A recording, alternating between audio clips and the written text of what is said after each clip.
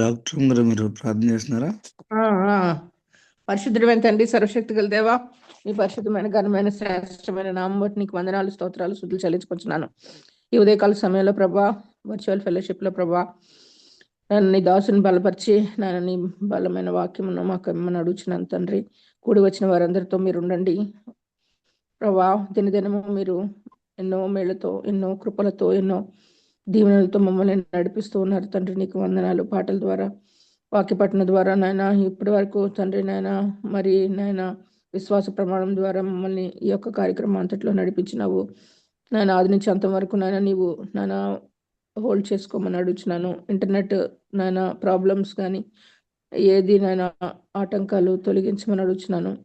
ఏసయ్య, ఈ ఉదయకాల దీవెనలతో మమ్మల్ని నింపమని, కొద్ది వెనుకలు సందులో చేర్చుకోమని, హృదయము నాయన లూదియా హృదయం తెరవబడినట్లుగా నా హృదయం, మా హృదయాలు తెరవబడ్డానికి, నీ దివ్య వ్యాకులు మా హృదయంలో నాటపడడానికి సహాయం చేయమని నాయన మీరే సహాయం చేయము. అనారోగ్యంగా ఉన్న వారిని ముట్టి స్వస్థపరచండి. అవసరతలో ఉన్న వారికి మీరు నాయన వారి యొక్క అవసరతలను, వ్యక్తిగత అవసరతలను తీర్చమని ప్రభువా, ప్రతిదినము నాయన మీరు మీ ఉదయకాలంలో మీ కంఠస్వరము నాకు వినిపింప చేయమని మీరు ఎలాగా చెప్పి ఉన్నారో అలాగా నాయన మా కంఠస్వరము నీకు వినిపింప చేయడానికి మాకు ఇస్తున్నటువంటి ఈ అవకాశం బట్టి, ప్లాట్ఫామ్ బట్టి మీకు వందనాలు, స్తోత్రాలు, స్తుతులు చెల్లించుకొంచు.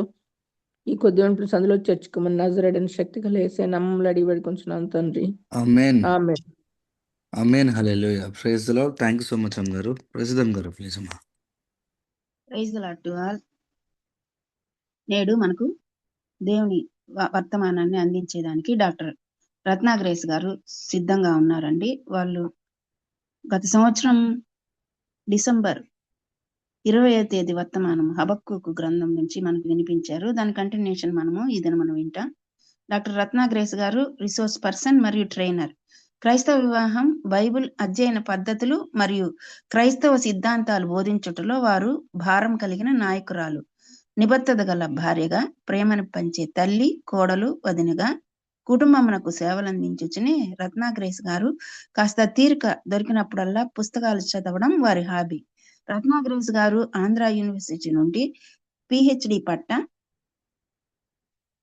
పొందారు మరియు ప్రభుత్వ డిగ్రీ కళాశాల నుండి బోటనీ ప్రొఫెసర్ గా పదవీ విరమణ చేశారు. వారి విశిష్ట సేవలకు ఏపీ ప్రభుత్వం నుంచి ఉత్తమ ఉపాధ్యాయ అవార్డు అందుకున్నారు. రత్నాగ్రేస్ గారు యుఈఎస్ఐ ద్వారా వివిధ నాయకత్వ పాత్రలలో ప్రభువుకి సేవ చేస్తూ వచ్చారు. ప్రస్తుతం వారు యుఈఎస్ఐ స్టాఫ్ డెవలప్మెంట్ కమిటీ మెంబర్ గాను మరియు స్క్రిప్చర్ ఎంగేజ్మెంట్ సెల్ చైర్పర్సన్ గా కూడా సేవలు అందించుచున్నారు. వారి ప్రియమైన భర్త శ్రీ రంగనాథం గారు వైజాగ్ స్టీల్ ప్లాంట్ లో అసిస్టెంట్ జనరల్ మేనేజర్ గా పదవీ విరమణ చేశారు. వారిరువురికి 3 వివాహిత పిల్లలు మరియు ఒక మనుమ సంతానం. ప్రస్తుతం వారి నివాసం సుందరమైన సాగర తీరం విశాఖలో. Welcome madam. Good morning. Good morning అమ్మా. Good morning. ప్రభు నామంలో మీ అందరికీ వందనాలు. చాలా కాలం తర్వాత మరలా మనం హబక్కూకు గ్రంథాన్ని చదవటానికి దేవుడిచ్చిన కృపను బట్టి దేవునికి వందనాలు తెలియజేస్తూ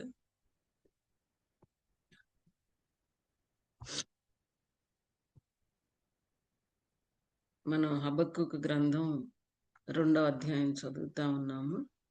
ఈ 2వ అధ్యాయంలో ఈరోజు 15వ వచనం నుంచి 20వ వచనం వరకు చదువుతాం. హబక్కూకు 2వ అధ్యాయం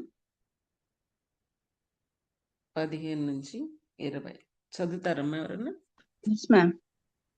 తమ పొరుగు వారి మానము చూడవలనని ఘోరమైన ఉగ్రతను కలిపి వారికి త్రాగనిచ్చి వారిని మత్తులుగా చేయు వారికి శ్రమ.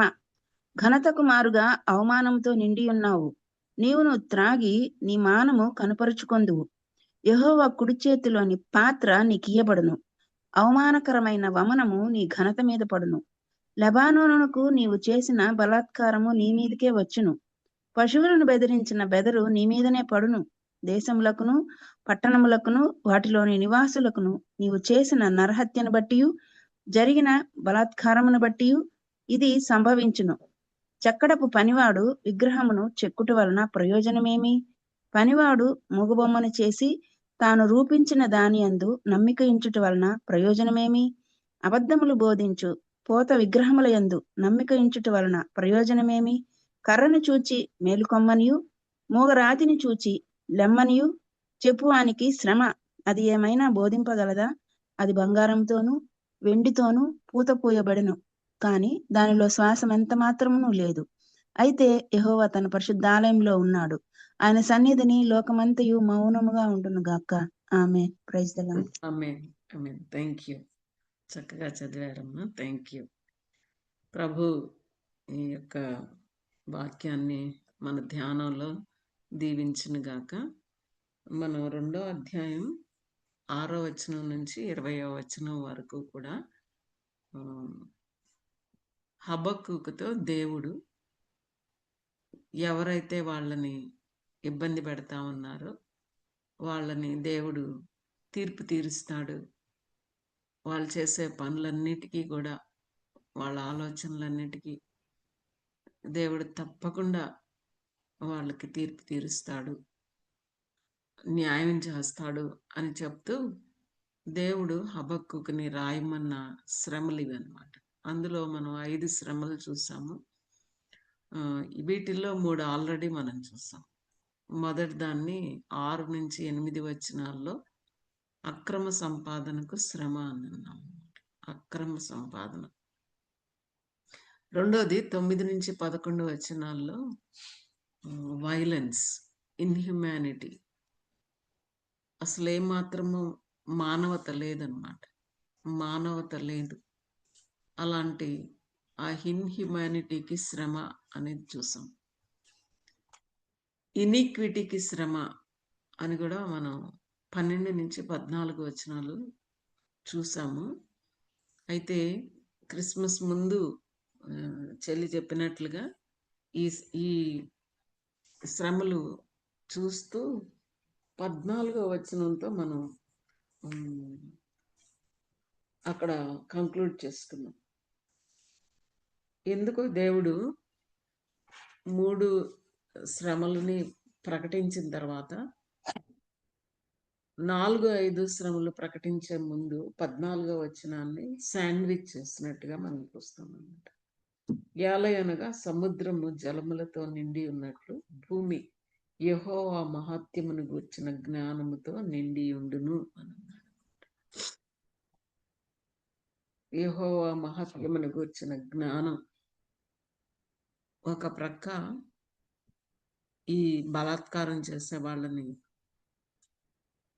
హింసించే వాళ్ళని, ఏమాత్రము మానవత లేని వాళ్ళని దేవుడు తప్పకుండా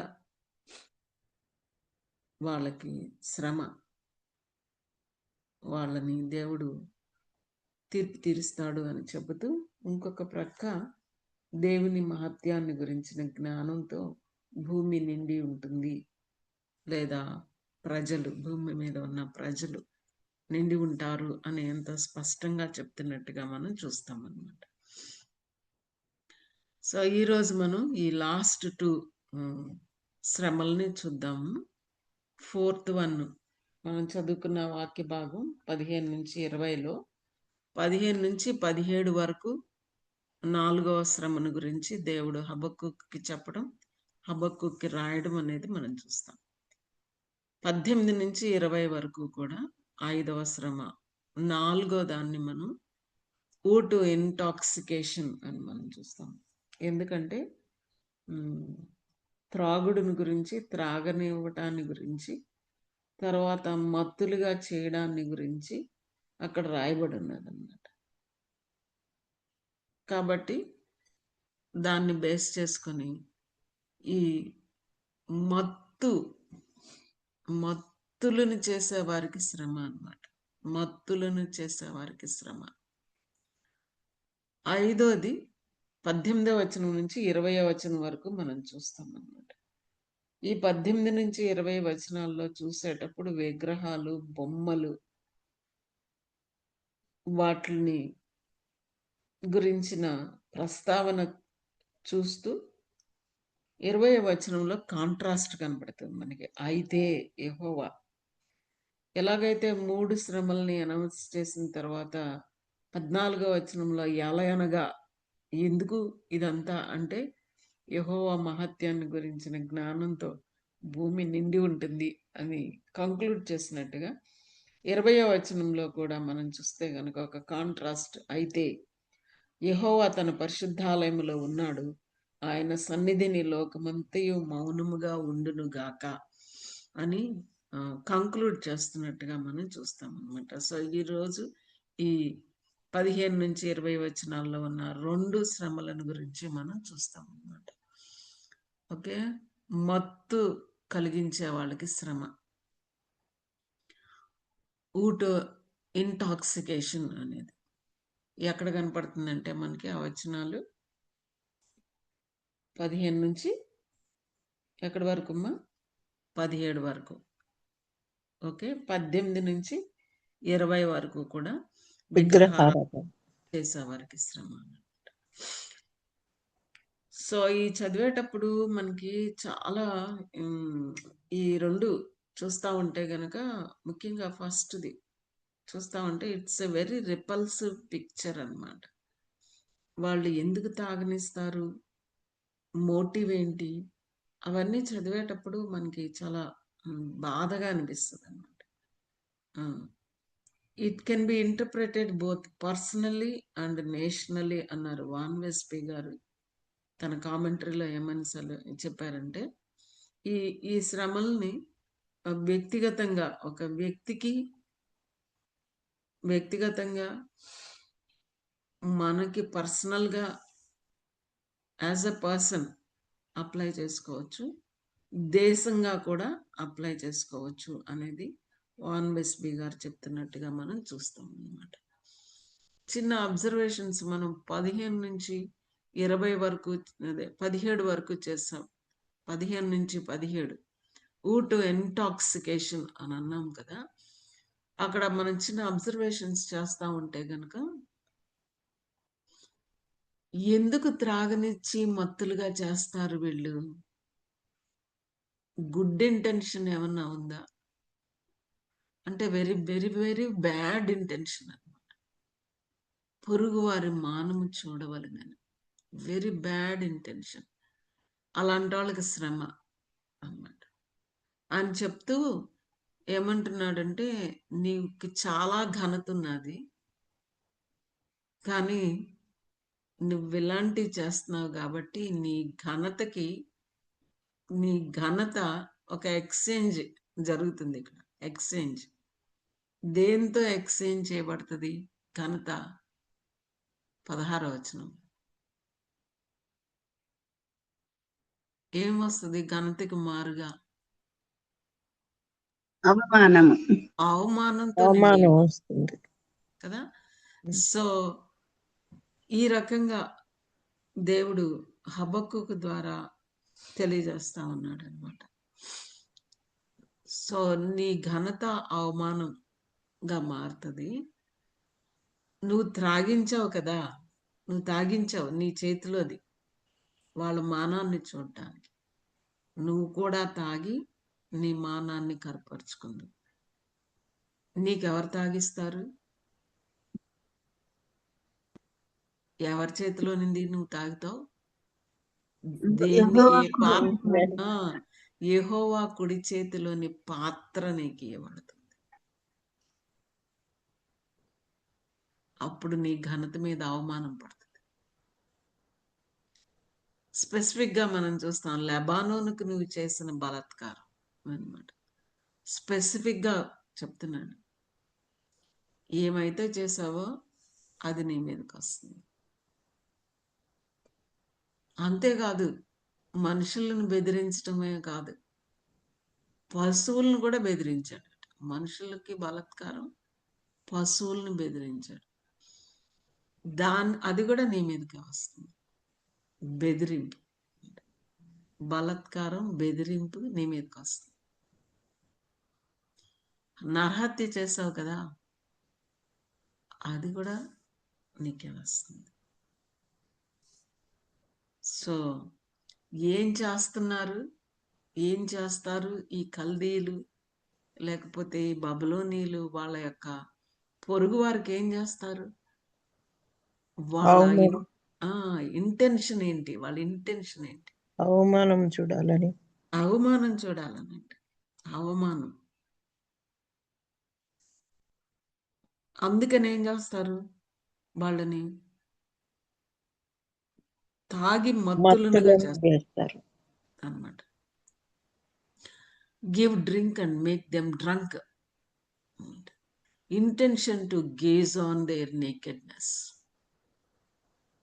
గేజ్ ఆన్ దేర్ నేకెడ్నెస్ ఇంగ్లీష్లో మనకి కనబడుతుంది అనమాట. That he can gauge on their nakedness. Look on someone's nakedness is a euphemism of sexual exploitation అన్నమాట. అది ఒక రకంగా ఆ పదం ఇడియమాటిక్గా అనమాట చెప్పడం అన్నమాట. ఏమని అని అంటే గనక వాళ్ళని లైంగికంగా వాళ్ళని ఎక్స్ప్లాయిట్ చేయడం అన్నమాట. సెక్షువల్ ఎక్స్ప్లాయిటేషన్ గురించి చెప్పడానికి ఒక ఇడియమాటిక్గా వాడిన పదం ఇది. వాళ్ళ మానాన్ని చూడాలని. గేజ్ ఆన్ దేర్ నేకెడ్నెస్ అంటే వీళ్ళు వాళ్ళని సెక్షువల్గా ఎక్స్ప్లాయిట్ చేసే పీపుల్ అన్నమాట. Alcohol was use to entice others to sin. Verse 5లో కూడా మనం చూస్తే గనక వర్స్ 5 ఏమని ఉంది అక్కడ, ద్రాక్షారసము మోసకరము, తనను బట్టి అతిశయించువాడు నిలువడు, అట్టివాడు పాతాళమంత విశాలముగా ఆశ పెట్టును, మరణమంతగా ప్రగిలినను తృప్తి నందక సకల జనులను వశపరుచుకొనుచు సకల జనులను సమకూర్చుకొను. అక్కడ ద్రాక్షారసం మోసకరం అనేది తో మొదలు పెట్టాడు. మళ్ళీ ఇక్కడ మనం చూస్తామన్నమాట ఏ రకమైన మోసం ద్రాక్షారసాన్ని. మనం ఎస్తేర్ గ్రంథంలో కూడా చూస్తాం. ఎస్తేర్ గ్రంథంలో కూడా partying and wining and dining అనేది అక్కడ పార్టీ ఎన్ని రోజులు, almost half the year partying ఉన్నదన్నమాట. ఎండ్ ఆఫ్ ద పార్టీయింగ్ ఏం చేశారంటే తాగారు అనమాట. ఇలా ఒకసారి నేను మాట్లాడుతుంటే ఒక అబ్బాయి అన్నాడు, అక్క ఎక్కడుంది, తాగేరని ఉంది కానీ తాగేరని లేదు అని అన్నాడు. సరిగ్గా చదవండి అయ్యా బైబిల్, తాగేరని ఉందా తాగేరని ఉందా సరిగ్గా చదవాలి. సమ్ టైమ్స్ ఇలా కొంతమంది వినేటప్పుడు అక్కడ అలా లేదనుకుంటారు అనమాట. కొంచెం చదువుకోవాలి జాగ్రత్తగా. తాగి ఏం చేశాడు రాజు అంటే భార్యను అందరి ముందుకి రమ్మన్నాడు అనమాట. To show her beauty, display the beauty of the king to all the elite and common men. ఆడ మెన్నే ఉన్నారు ఎక్కువగా, ఎందుకంటే మెన్కేమో రాజు పార్టీ ఇచ్చుకుంటున్నాడు, ఉమెన్కేమో రాణి పార్టీ ఇచ్చుకుంటుంది. తాగిన మైకం ఏం చేస్తుంది మనిషి, తాగిన మైకం తాగించేసి అంటే ఒక రకంగా వాళ్ళని వాళ్ళ యొక్క సెన్సెస్ని ఏం చేస్తున్నారు, నిద్రపుస్తూ ఉన్నారు. అదే సెన్సెస్ వాళ్ళ సెన్సెస్ని తీసేస్తున్నారు. తాగినోడికి తెలియదు కదా పాపం, తాగిచ్చేశారు. తనకేం జరుగుతుందో తనకే తెలియదు. అది ఎంత భయంకరమో కదండి. మనిషికి తాగనిచ్చి తన సెన్సెస్ని అన్నిటినీ కూడా న్యూట్రలైజ్ చేసేసి ఆ మనిషిని ఎక్స్ప్లాయిట్ చేసుకోవడం అన్నమాట. Talks about sexual exploitation. To gaze on nakedness అంటే talks about sexual exploitation. Alcohol was use to entice others to sin. Verse 5లో కూడా మనం చూస్తున్నాం అనమాట ఎలాగ వాళ్ళు అధికారంలోనికి వచ్చారు, బాబిలోనియన్స్ ఎలా అధికారానికి వచ్చారు. The level of exploitation engaged by the Chaldeans was akin to rape బాగా తాగించి మత్తెక్కిన తర్వాత వాళ్ళకి ఏం జరుగుతుందో వాళ్ళకి తెలియని పరిస్థితికి వాళ్ళని తీసుకుని వచ్చి వాళ్ళ సెన్సెస్ అన్నిటినీ న్యూట్రలైజ్ చేసేసి చేయకూడింది sexual exploitation. God was displeased with Chaldeans because of its exploitation. అలా దోచుకున్నది కాబట్టి అన్నమాట. దేవుని ఆ బలాత్కారాన్ని గురించి అడుగుతున్నాడు అనమాట హబక్కూకు. దేవుడు క్లియర్ టర్మ్స్ లో వాళ్ళు ఎలా బలాత్కారం చేశారు అంటే తాగించి అన్నమాట. ఆల్కహాల్ గురించి మనం ఆలోచించేటప్పుడు 2 things from this passage about alcohol. అంటే విశ్వాసులకి మనం ఆల్కహాల్ గురించి అంత క్లాస్ అవసరమా, అంత తెలుసుకోవాల్సిన అవసరమా? అవిశ్వాసుల గురించి కదా, అన్యుల గురించి కదా అనంటే ఈ అన్యులు ఎవరిని తాగించారు అంటే ఎవరినైతే వాళ్ళు గెలిచారో అన్నమాట. గెలిచారు. వాళ్ళల్లో ఎవరున్నారు? దేవుని బిడ్డలు కూడా. బైబిల్ స్పష్టంగా మత్తు పానీయాలను గురించి మాట్లాడింది కాబట్టి మనకు కూడా తెలియాలి. ఫస్ట్ ఏం చేస్తుంది ఈ ప్యాసేజ్ లో మనం చూస్తే, ఇట్ ఎంటైసెస్ సెక్షువల్ సిన్, లైంగిక పాపానికి దారితీస్తుంది అనమాట. 15లో మనం చూస్తే making people drunk and to look upon their nakedness. ఏం చేస్తుంది alcohol? It is an intoxicating poison. It lowers our personal inhibitions అన్నమాట. అంటే సేన్గా ఉండేటప్పుడు, సోబర్గా ఉండేటప్పుడు, మత్తు లేకుండా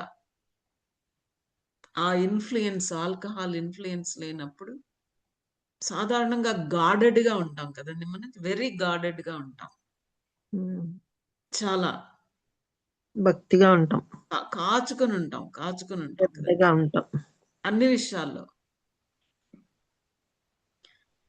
కానీ ఎప్పుడైతే ఈ మత్తులోకి ఒక వ్యక్తి వెళ్ళేతాడో ఏమవుతుందంటే ఆల్ పర్సనల్ ఇన్హిబిషన్. చూస్తాం కదండి, తాగినోడికి ఏం మాట్లాడుతున్నాడో తెలీదు, ఎక్కడ నడుస్తున్నాడో తెలీదు, ఎక్కడ పడుకుంటున్నాడో తెలీదు, ఏం చేస్తున్నాడో తెలీదు. ఎందుకు అని అంటే గనక సెన్సెస్ అన్నీ కూడా బ్లంట్ అయిపోయాయి అన్నమాట. స్పృహలో ఉండడు అన్నమాట. సో అలాంటి పరిస్థితిలో they do things when we are drunk that we would not even consider when we are sober అన్నమాట. స్పృహలో ఉండేటప్పుడు మత్తు ప్రభావంలో ఏం చేస్తాడు మనిషి? కొన్నిసార్లు ఆ మత్తు వీడిన తర్వాత పాపం వాళ్ళే ఆశ్చర్యపోతారు, నేనేనా ఇలాంటి పనులు చేశాను, నేనేనా ఈ మాటలు మాట్లాడాను, నేనేనా పడి దొర్లాను రోడ్డు మీద, అందరూ చూస్తూ ఉంటాయి. సో థింగ్స్ అదర్వైజ్ సోబర్గా ఉండేటప్పుడు ఎంతో గార్డెడ్గా మాటలు కానీ చేతలు కానీ చాలా కంట్రోల్ ఉంటుంది అనమాట. ఏం స్పృహ ఉంటుంది, తెలుస్తుంది. బట్ మత్తులో వెళ్ళిపోయిన తర్వాత they do not know what they do and they do not know what has been done to them. వాళ్ళకి ఏం చేయబడుతుందో కూడా వాళ్ళకి తెలియదు. అలాంటి స్థితికి తీసుకెళ్ళి వాళ్ళ మానాన్ని చూడాలని, వాళ్ళని సెక్షువల్గా ఎక్స్ప్లాయిట్ చేయాలని. బైబిల్లో మనం చూస్తాం, లోతు కుమార్తెలు ఏం చేశారో మనకు తెలుసు. వాళ్ళ నాన్నని drink was the origin of incest అనేది మనం చూస్తాం అన్నమాట. డ్రింకింగ్ లోతు తాగిన తర్వాత కుమార్తెలు ఏం చేశారు?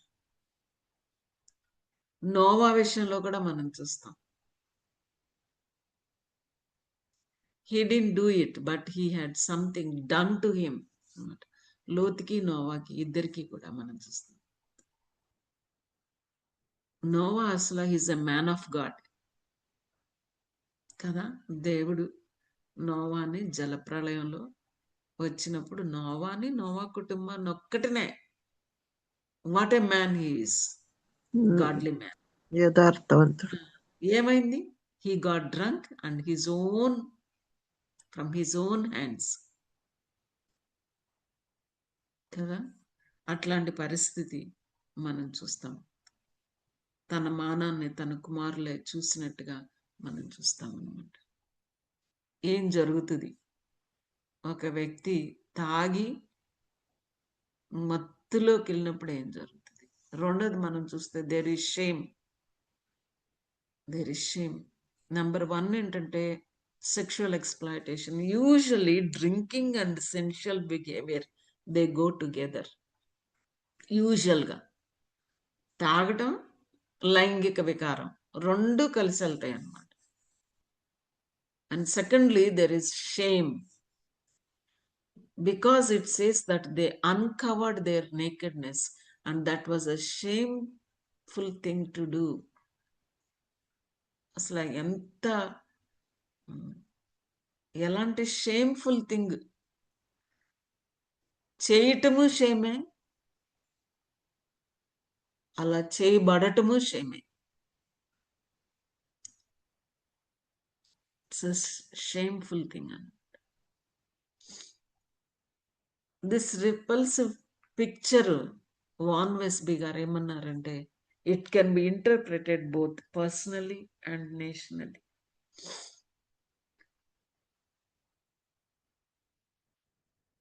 ఈవిల్ ఆఫ్ స్ట్రాంగ్ డ్రింక్ గురించి బైబిల్ మాట్లాడింది అనుకున్నాం మనం.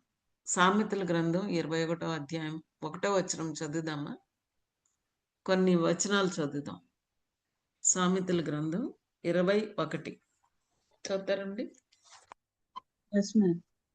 ద్రాక్షారసము వెక్కిరింతల పాలు చేయును, మద్యము అల్లరి పుట్టించును, దాని వశమైన వారందరూ జ్ఞానము లేనివారు. జ్ఞానం లేనివారు అదనమాట. వెక్కిరింత పాలు చేస్తుందండి. వెక్కిరింత పాలు అంటే ఈ బబులోని వాళ్ళు ఎందుకు తాగిస్తున్నారు? వాళ్ళని ఎక్కిరించడానికి కదండి. రెండోది ఏమన్నదమ్మా? వెక్కిరింత పాలు చేస్తుంది, తర్వాత మద్యము అల్లరి పుట్టించును, అల్లరి పుట్టిస్తుంది. నెక్స్ట్ దాని వశమైన వారందరూ జ్ఞానము లేనివారు. బ్రదర్ వశమైన వారందరూ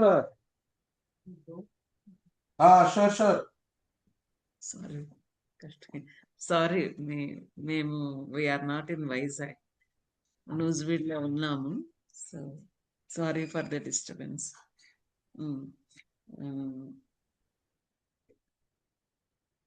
21వ అధ్యాయం 17వ వచనం సామెతల గ్రంథం 21:17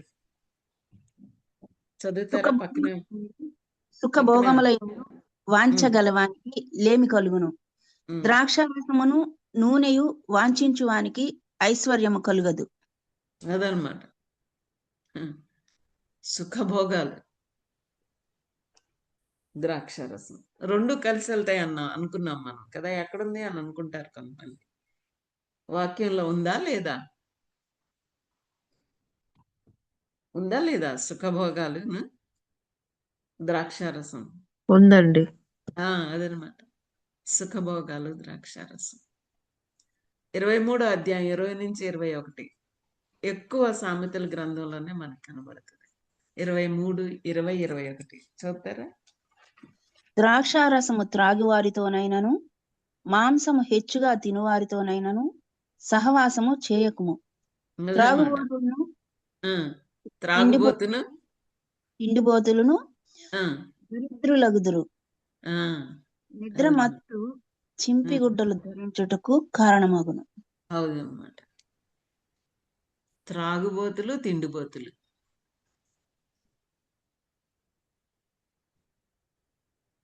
దరిద్రత కదా. తీతు రాసిన పత్రికలో పౌలు క్రేతు సంఘంలో తీతును వదిలిపెట్టాడు అనమాట. తీతు పత్రిక, తిమోతి తర్వాత మనకి తీతు పత్రిక ఉంటుంది.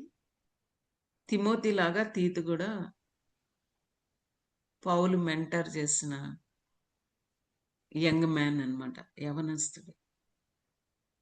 క్రేతులో తీతును పేతురు కలిసి పరిచర్య చేశారు. పౌలు పౌలు పౌలు వెళ్ళిపోతూ క్రేతులో తీతును వదిలేసి వెళ్ళాడు అన్నమాట. నీకు అక్కడ పని ఉంది, ఈ పని కంప్లీట్ చేసి అని చెప్పి వెళ్ళిన తర్వాత తీతుకు ఉత్తరం రాశాడు. ఉత్తరం రాసి, నువ్వు క్రేతులో పనిచేస్తున్నావు కదా, క్రేతులో మనుషులు ఎలాంటి వాళ్ళు అని 1వ అధ్యాయంలో సెకండ్ హాఫ్లో రాశాడు అనమాట. వీళ్ళు ఎలాంటి వాళ్ళు అని అంటే, వీళ్ళు సోమరిపోతులు, తాగుబోతులు, తిండిబోతులు, వదరబోతులు అని ఉన్నది. నేను ఉత్తినే చెప్పట్లేదు, కావాల్సిందే మీరు చూసుకోవచ్చు. ఈ మాటలు బైబిల్లో ఉన్నాయా, ఊరికే చెప్పేస్తుంది అని అంటే మీరు తీతు పత్రిక తీయొచ్చు 1వ అధ్యాయం. అన్న చెప్తున్నారు అన్ని పోతులే అక్కడ అని. మనుషులు పోతులైపోతే అలా ఉంటది అనమాట. తీసారండి తీతు పత్రిక 12 మేడం. 1వ అధ్యాయం 10వ వచనం నుంచి మనం చదవచ్చు. 1 తీతు 1:10 వచనం. అనేకులు విశేషముగా సున్నతి సంబంధులను, అవిధేయులను, వదరుబోతులను, మోసపుచ్చువారును ఉన్నారు. వారి నోళ్ళు మూయింపవలను. వదరబోతులు అంటే ఏంటమ్మా? ఎక్కువ మాట్లాడేవాళ్ళు, అవసరం లేక పొగరు మాటలు అన్నమాట. పొగరు మాటలు, పోకిరి మాటలు. ఆ నోటికి హద్దు ఆపు ఏం ఉండదు. అహంకారం, వదరబోతులు. ఇంకా వారి నోళ్ళు మూయింపవలను. అట్టివారు ఉపదేశింపకూడని వాటిని దుర్లాభము కొరకు ఉపదేశించుచు కుటుంబములనే పాడు చేయుచున్నారు. వారిలో ఒకడు అనగా వారి సొంత ప్రవక్తలలో ఒకడు ఇట్లనెను, క్రేతీయులు ఎల్లప్పుడూ అబద్ధికులను, దుష్టమృగములను, సోమరులకు తిండిపోతులనై ఉన్నారు. తిండిపోతులు అంట కదండి.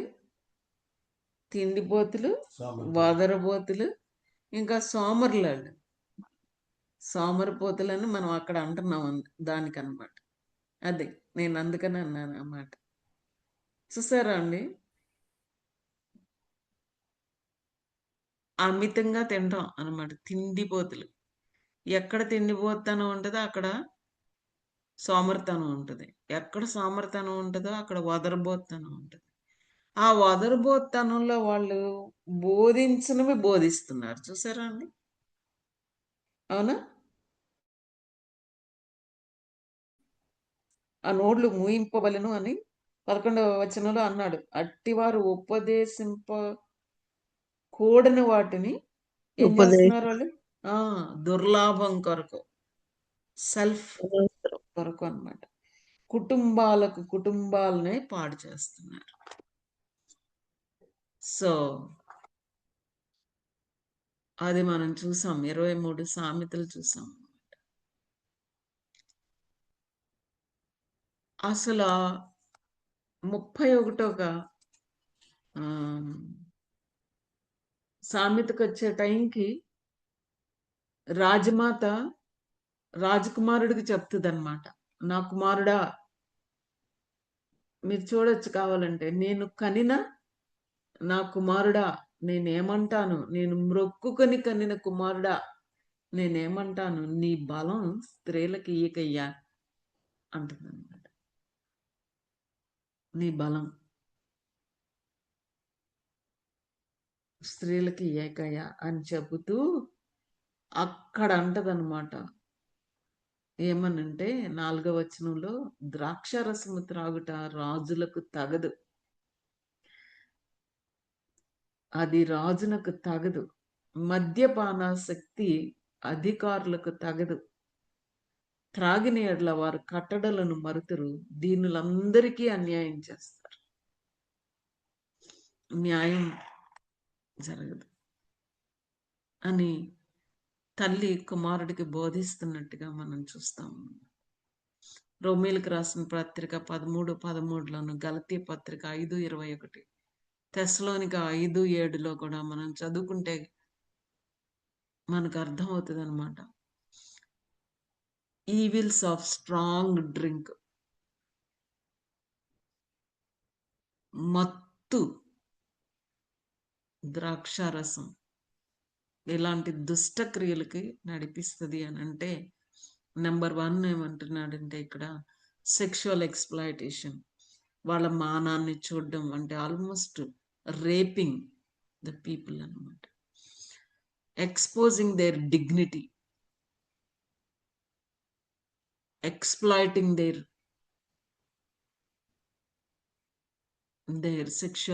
sexuality, exploiting their sexuality, exposing their dignity, exploiting their dignity. అది ఏం తెస్తుంది అని అంటే కనుక షేమ్. ఎంత షేమ్ అండి! అసలు ఎప్పుడైనా పొరపాటున వస్త్రం తొలగితే ఎంత అవమానపడిపోతాం. అలాంటిది తాగించేసి ఏం చేశారు వాళ్ళు అంటే, దేవుడు అంటున్నాడు, నేను అలాంటి వాళ్ళని, నువ్వు ఇలా చేసావు, నేను ఊరుకుంటానా? Drunkenness and sexual behaviour often go together. Drunkenness and sexual behaviour often go together అన్నమాట. సో ఈ రకంగా బైబిల్ మనకి బోధిస్తా ఉంది కాబట్టి, beware of social drinking trend. ఈ రోజుల్లో పార్టీయింగ్, డ్రింకింగ్ ఎక్కువ అనమాట. Wining and dining and drinking, ఇది సోషల్ డ్రింకింగ్ ట్రెండ్ మనం చూస్తాం అనమాట. సో ఎంతో జాగ్రత్త పడాలి. పర్వాలేదులే, ఏం కాదు,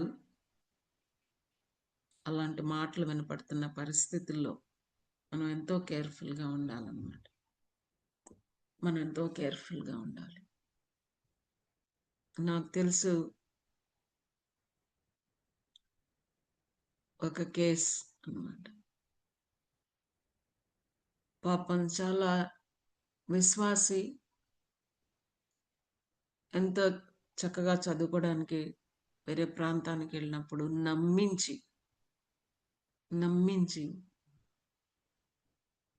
ఊరికే బయటకు వెళ్దాం, జస్ట్ కాఫీకి వెళ్దామని, అదర్వైజ్ అసలు అమ్మాయి అలా వెళ్ళే అమ్మాయి కూడా కాదు, నమ్మించి తీసుకెళ్ళి ఆమెకి తెలియకుండా తాగించి ఏం చేసే పరిస్థితులు ఉంటాయి. అందుకే మనం ఎంతో కేర్ఫుల్గా మన బిడ్డల విషయంలో మనం కూడా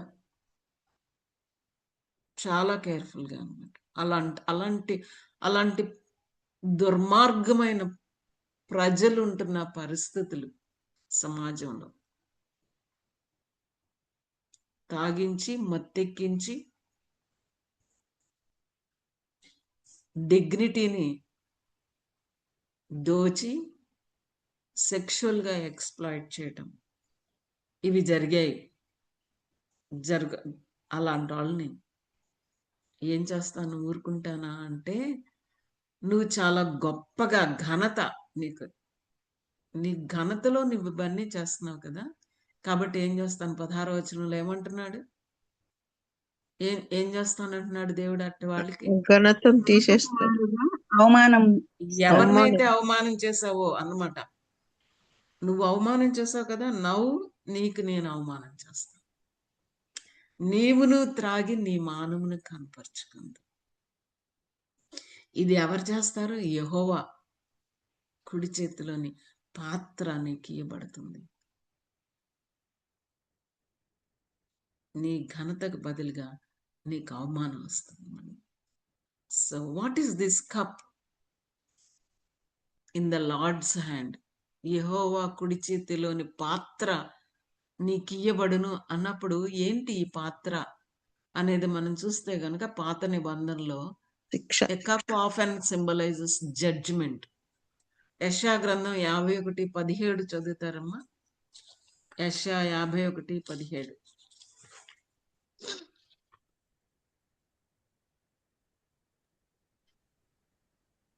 యెరూషలేమా, లెమ్ము లెమ్ము, యెహోవా క్రోధ పాత్రను ఆయన చేతి నుండి పుచ్చుకొని త్రాగినదానా, తూలి పడజేయు పాత్రలోనిదంతటిని త్రాగినదానా, నిలువుము. యెహోవా చేతిలో పాత్ర, క్రోధ పాత్ర అన్నమాట, judgement, the cup of judgement గురించి ఇక్కడ మాట్లాడుతున్నట్టుగా మనం చూస్తాం అన్నమాట. నిర్గమకాండం 15:6లో కూడా the right hand of God symbolizes his strength and power. ఆయన కుడి చేతి అన్నప్పుడు ఆయన బాహుబలాన్ని గురించి అక్కడ రాసినట్టుగా మనం చూస్తాం అన్నమాట. So God always abases the wicked and exalts the righteous. He abases the wicked and exalts the righteous. దుర్మార్గుల్ని, దుష్టుల్ని, బలాత్కారుల్ని ఏం చేస్తాడు ఆయన? లేకుండా చేస్తాడంట. నీతిమంతుల్ని హెచ్చిస్తాడు, నీతిమంతుల్ని హెచ్చిస్తాడు. దుర్మార్గుల్ని, దుష్టుల్ని, బలాత్కారుల్ని ఆయన లేకుండా చేసేస్తాడు. In the hand of the lord there is a cup.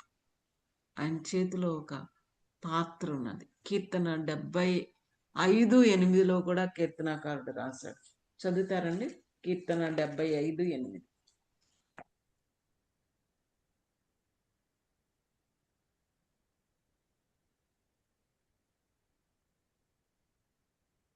యెహోవా చేతిలో ఒక పాత్రయున్నది, అందులోని ద్రాక్షారసము పొంగుచున్నది, అది సంభారముతో నిండియున్నది, ఆయన దానిలోనిది పోయుచున్నాడు.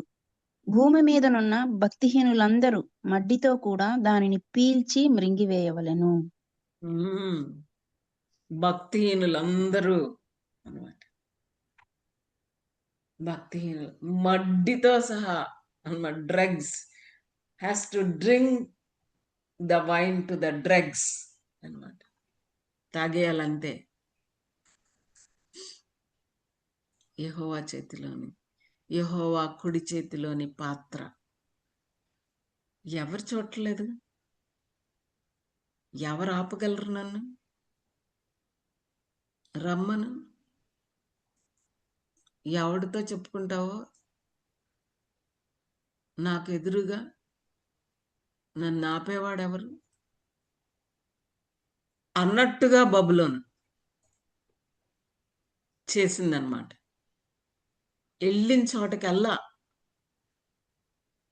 జయించిన ప్రజలనెల్లా తాగించి, మత్తెక్కించి, వాళ్ళ మానాన్ని చూసి, వాళ్ళని సిగ్గుతో వాళ్ళకి ద్రోహం చేసి, వాళ్ళని ఎంతో బలాత్కరించిందే. ఎవరున్నారు నాకు ఎదురు అన్నట్టుగా ప్రవర్తించిన బబులోను హబక్కూకుతో, అప్పటికి ఇంకా అసలు బబులోనుతో గురించి హబక్కూకుతో మాట్లాడేటప్పుడు బబులోను ఎక్కడో ఒక చిన్న పట్టణం, చిన్న ప్రాంతం అన్నమాట. ఇంకా పవర్లోకి రాలేదు. అయితే పవర్లోకి వస్తుంది.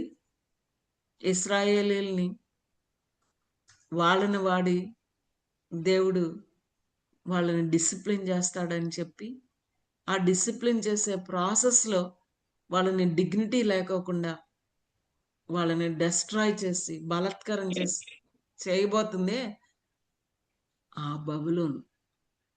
బబులోన్ని నేనేం చేస్తాను అలా అనుకుంటది. కానీ యెహోవా ముందే చెప్పేస్తున్నాడు హబక్కూకి దేవుడు అన్నమాట.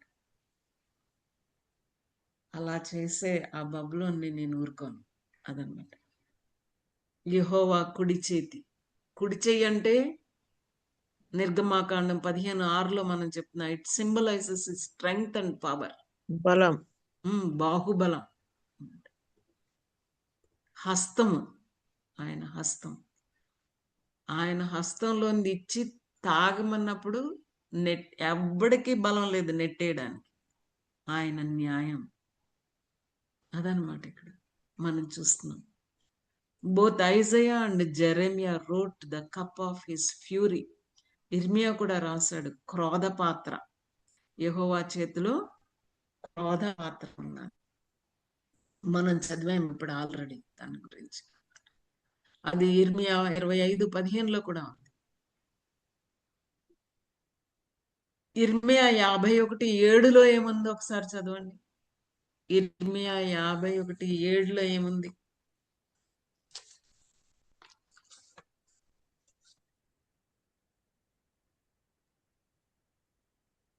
కనుగొనని వారందరూ వారిని భక్షించుచు వచ్చిరి.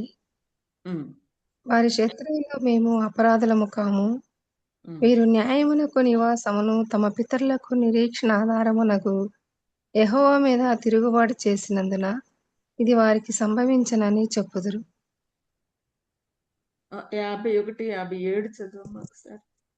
51:7 బబులోను 57 చదవమ్మా. 57 చదువు. 51:57. 57 57. దాని అధిపతులను, జ్ఞానులను, అధికారులను, సంస్థానాధిపతులను, బలాఢ్యులను మత్తిల చేసేదను. వారు చిరకాల నిద్ర నుండి మేలు కొనకపోదురు. ఇదే రాజు వాక్కు. సైన్యములకు అధిపతియగు యెహోవా అని ఆయనకు పేరు. అదన్నమాట మనం చూస్తున్నాం. The cup of the lord అంటే ఏంటి? ఇక్కడ ఏమని అర్థం చేసుకుంటాం?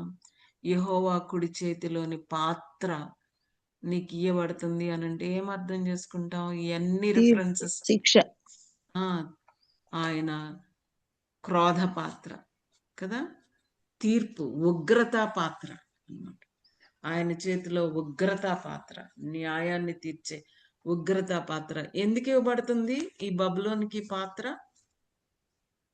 ఇతరులను మత్తిళ్ళు చేసినారు కాబట్టి. అదనమాట. ఏమైతే చేసావో నువ్వు, ఇతరులకి ఏమైతే చేసావో, ఎందుకు చేసావు? విర్రవీగి నన్నెవడు అడ్డలేడు, నాకెవరు చేయరు, నాకు తిరుగులేదు, అంతే కదా. నేనేమన్నా తప్పు చెప్తున్నానా? యాటిట్యూడ్, బబులోని యొక్క యాటిట్యూడ్ అదనమాట. అలాగ నువ్వు చేసావు కాబట్టి నువ్వు నిన్నెవ్వరు ఎదిరించలేరు అనుకుంటున్నావు కదా. నువ్వేం చేసావు? ఎవరు పూనుకుంటున్నారు అని చెప్తున్నాడు? ప్రతిఫలం. ఎవరు పూనుకుని చేస్తారని హబక్కుకు చెప్తున్నాడు దేవుడు. ఎవరు పూనుకుని చేస్తారు? ఈ పొగరుబోతులు, యెహోవా దేవుడు పూనుకుని చేస్తాడు. చేసిన దానికి చేసినంత అంటారు కదండి. చేసిన దానికి చేసినంత తప్పకుండా యెహోవా కుడి చేతిలోని పాత్ర నీకు ఇయ్యబడును. అవమానకరమైన వనము నీ ఘనత మీద పడును. ఘనతకు బదులుగా అవమానం. Swapping glory with shame and dishonour. The glory of the Chaldeans is contrasted with the glory of the Lord. మనం చూస్తాం అన్నమాట. 14వ వచనంలో యెహోవా మహత్యమును గూర్చిన జ్ఞానం భూమంతటా ఉంటుంది.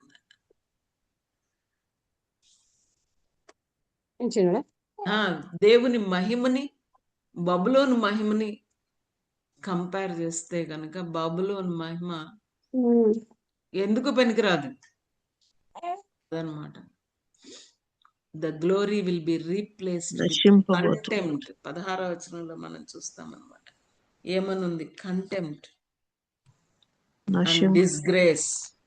నీకు అవమానం, నీకు అవమానం, నీ ఘనతకు బదులుగా అవమానం, సిగ్గు. The glory of the Lord will fill the whole earth. Shame will come upon your glory. దేవుని భయం లేదు, దేవుని జ్ఞానం లేదు, దేవుని యొక్క కట్టడ కూడా తెలియదు, దేవుని గురించి కూడా తెలియదు బబులోనికి. అయితే దేవుడు మరి దేన్ని బట్టి తీర్పు తీరుస్తాడు అనంటే మనస్సాక్షి ఉంది. మనస్సాక్షికి వ్యతిరేకంగా పనులు చేశారు. మనసాక్షి అన్న చెప్తుంది కదా, దేవుడు పెట్టాడు మనసాక్షి. అందుకే రోమీలకు రాసిన పత్రికలో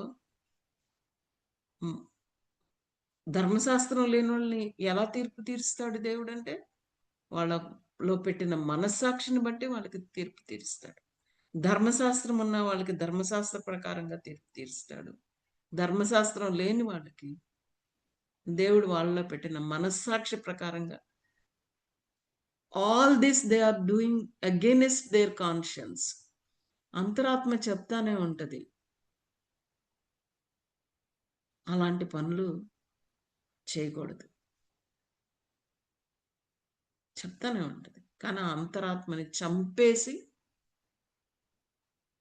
ధర్మశాస్త్రం లేనోళ్ళు చేస్తారు, ధర్మశాస్త్రం ఉన్న వాళ్ళు కూడా ధిక్కరించి చేస్తారు.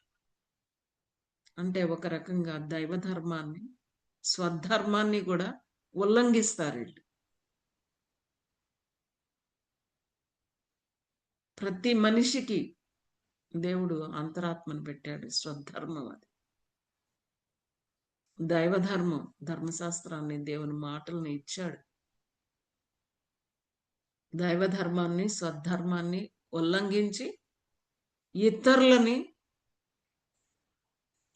వాళ్ళ యొక్క మానాన్ని ఉల్లంఘిస్తారు. అలా చెయ్యాలంటే వాళ్ళని ఏం చేయాలి? ముందు మత్తులుగా చేయాలి. ఎంత ఎంత డిసెప్షనో చూడండి, ఎంత మోసం, ఎంత మోసం. అందుకే బబులోను, నీ ఘనతకు బదులుగా నీకు అవమానమే నీకు. యెహోవా కుడి చేతిలోని పాత్ర నీకు ఇయ్యబడుతుంది, ఘనతకు మారుగా నశింపచేయును. అవమానం. అవును, నీవును త్రాగి, అదనమాట, తాగించావు కదా, నువ్వు కూడా తాగుతావు. నీ మానం కనపరుచుకుందు, ఎవరో కనపరచాల్సిన పనిలే, అదనమాట. నీ అవమానాన్ని నువ్వే కనపరుచుకుంటావు, అదన్నమాట. The Bible describes a scene from the final demise of Daniel chapter 5. The night the city fell to Persians. ఎప్పుడు జరిగింది ఇది కూడా మనకు తెలుసు. ఎవరు ఆ చివరి రాజు పేరు? బెల్షజర్ కదండి. తాగుతున్నాడు, దేవాలయంలో పాత్రలను తెప్పించుకుని మరీ తాగుతున్నాడు. Mene tekel, writing on the wall, గోడ మీద రాత వచ్చింది. ఓవర్ నైట్ ఇంకా పాత్రలు చేతిలోనే ఉండుంటాయి. ఏం జరిగిందో బబులోనికి మనకి తెలుసు కదండి. ఏం జరిగింది? బబులోను కూలిపోయింది, సామ్రాజ్యం కూలిపోయింది. రాజు లేడు, రాజుకి సామ్రాజ్యం కూడా లేదు. తర్వాత వచ్చింది ఎవరు? పార్సిక సామ్రాజ్యం వచ్చిందన్నమాట. సో బెల్షజర్ గురించి మనం చూస్తామన్నమాట. ఏం చేశాడు అంటే, it's a blasphemy and sacrilege. It's a blasphemy and sacrilege. వాళ్ళ నాన్న భయపడి ఆ దేవాలయంలోని పాత్రలు తెచ్చి భద్రంగా పెట్టాడు. కానీ ఇతను విర్రవీగి వాటిని తెచ్చుకొని వాటిల్లోనే తాగాడనమాట. రాత్రికి రాత్రే. So arrogant Belshazzar, so arrogant అన్నమాట. అహంకారం,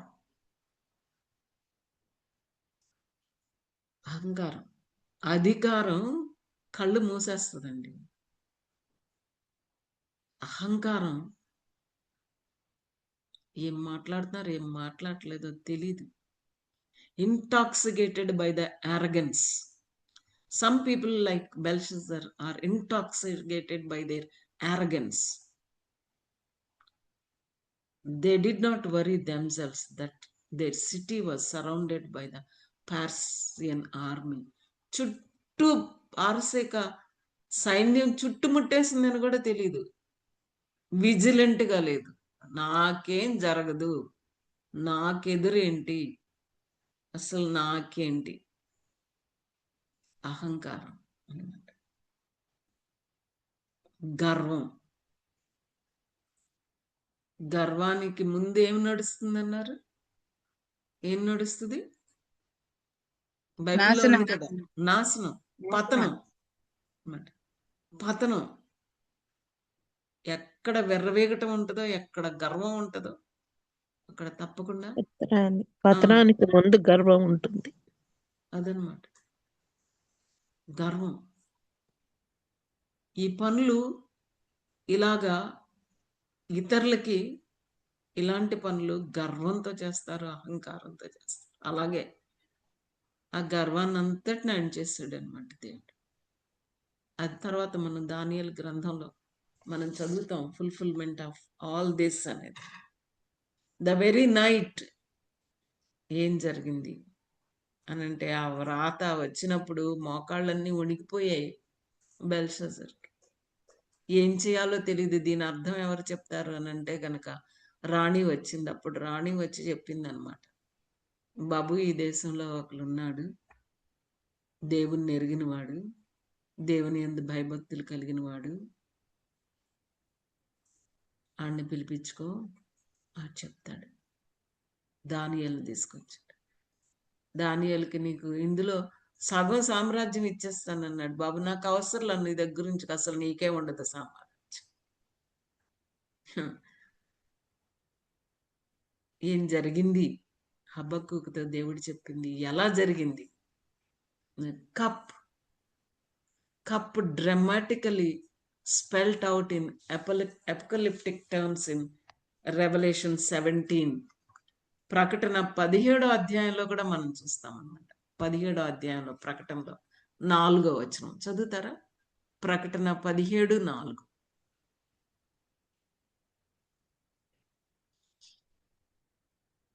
ఆ స్త్రీ ధూమ్ర రక్త వర్ణము గల వస్త్రము ధరించుకొని బంగారముతోను రత్నములతోను ముత్యములతోను అలంకరింపబడినదై ఏహ్యమైన కార్యములతోను తాను చేయుచున్న వ్యభిచార సంబంధమైన అపవిత్ర కార్యములతోను నిండిన ఒక సువర్ణ పాత్రను తన చేత పట్టుకొని ఉండెను.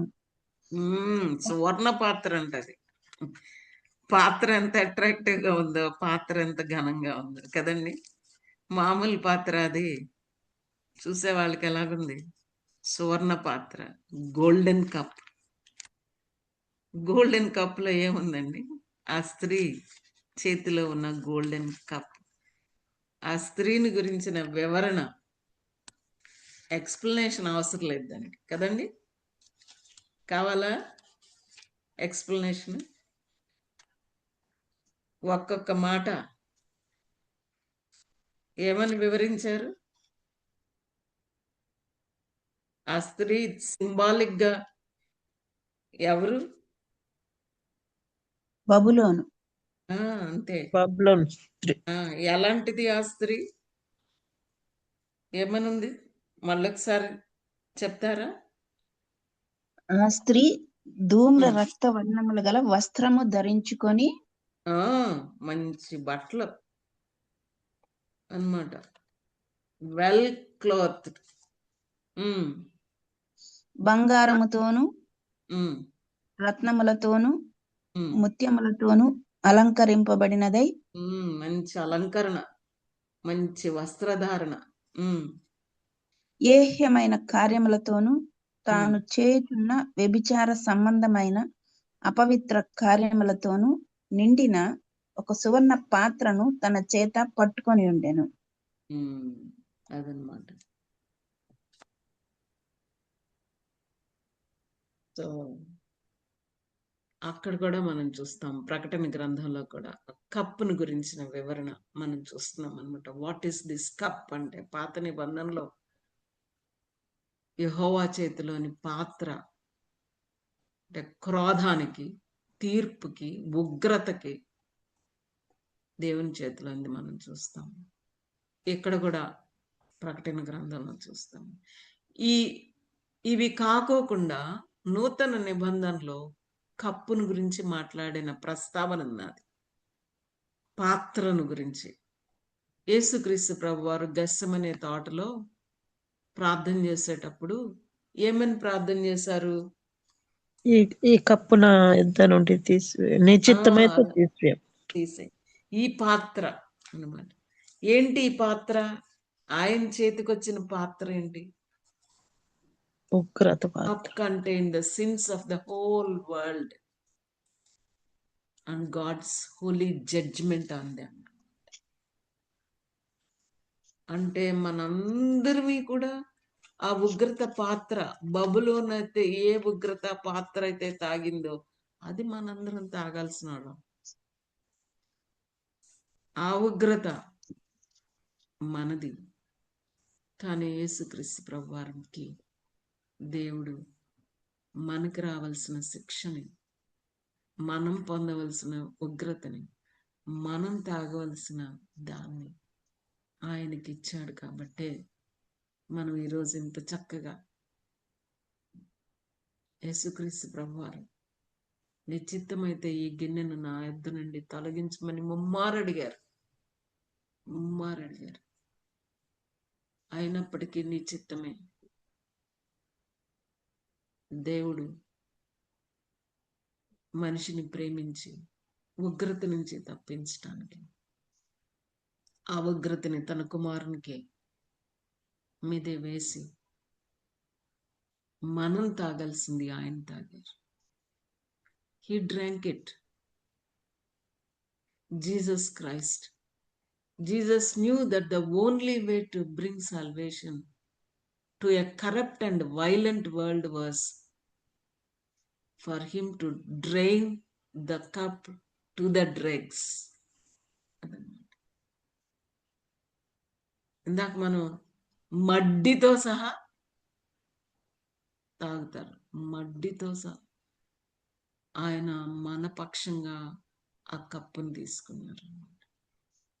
మనకు రావాల్సింది. He drank it. He drained it. His blood shed for the world. And it atones for the blood shed in the world by the world. ప్రపంచ రక్తపాతం చేసిన రక్తపాతం. బబులోన్ అంటా ఉన్నాడు, నువ్వు కార్చిన రక్తం నీ చేత కార్చబడుతుంది. అలాంటి రెట్రిబ్యూషనరీ జడ్జిమెంట్ని హబక్కుకు ద్వారా తెలియజేస్తున్న పరిస్థితిని అయితే అల్టిమేట్గా యేసుక్రీస్తు ప్రభువారు మన కోసం తీసుకుని మనకి రక్షణ తేడానికి, దాని నుంచి తప్పించడానికి ఏం చేశారు అనేది కూడా కప్పు గురించి చదివేటప్పుడు మనకి నూతన నిబంధనలో క్రీస్తు ప్రభువారి యొక్క చేతిలో ఉన్న ఆ పాత్రని ఆయన మన కోసం తాగారు. మనల్ని విమోచించడానికి ఆయన తాగారు అనేది మనం చూస్తాం. అందుకే ప్రతి ఆదివారం ప్రభు బలలో ఆ సంస్కారంలో మనం చూస్తాం. Now he holds out the cup containing his own blood, the blood of the new covenant which is poured out for many for the righteousness of the sin. ఆ కప్ ఒక్కటే దేవుని ఉగ్రత పాత్రని తప్పించుకోవడానికి. ఆ కప్ ఒక్కటే క్రీస్తు ప్రభువారి చేతిలో ఆయన తీసుకున్న కప్ ఒకటి వల్లే మనకి ఆ ఉగ్రత నుంచి ఎంతో మనం తప్పింపబడ్డాం. So he invites us to drink from the cup of salvation so that we do not have to drink from the cup of wrath. మనం జ్ఞాపకం చేసుకోవాలి. ఎందుకంటే ఇటువైపు ఉన్నాం, మనం నూతన నిబంధనలో మనం ఉన్నాం కాబట్టి.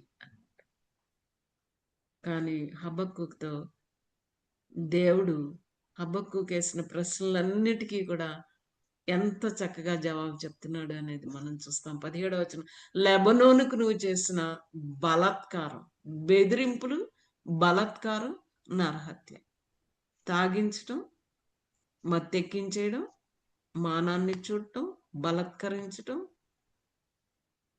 అంత పోనీ వదిలేసారా అంటే పశువులను కూడా బెదిరించారంట.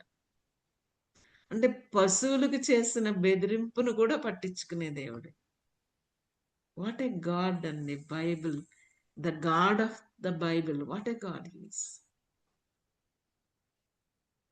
అసలు యుద్ధానికి వెళ్ళినప్పుడు ఇశ్రాయేలీలకి దేవుడు చెప్పాడంటే చెట్టు అవసరమైతే తప్ప ఒక్క చెట్టును కూడా నరకొద్దని. చెట్లుని, పశువుల్ని, ఆయన సృష్టించిన సృష్టిలో ఉన్న ప్రతి దాన్ని, దానికి జరిగే అన్యాయాన్ని, అక్రమాన్ని పట్టించుకునే దేవుడు, అక్రమం చేసే వాళ్ళని విడిచిపెట్టే దేవుడు కాదు. అందుకే అంటున్నాడు, నువ్వు నరహత్య చేసావు, నువ్వు బలాత్కారం చేసావు, అందుకే ఇదంతా నీకు సంభవిస్తుంది. దేవుడు న్యాయంగా చెప్తున్నాడు అన్నమాట. పశువులకు చేసావు, నివాసులకు చేసావు, పట్టణములకును వాటిలోని నివాసులకును నువ్వు చేసిన నరహత్యను బట్టి. అసలు ఆ పర్సనల్ ప్రొనౌన్ లో మాట్లాడాడు అనమాట, నీవు నీవు నీవు అని.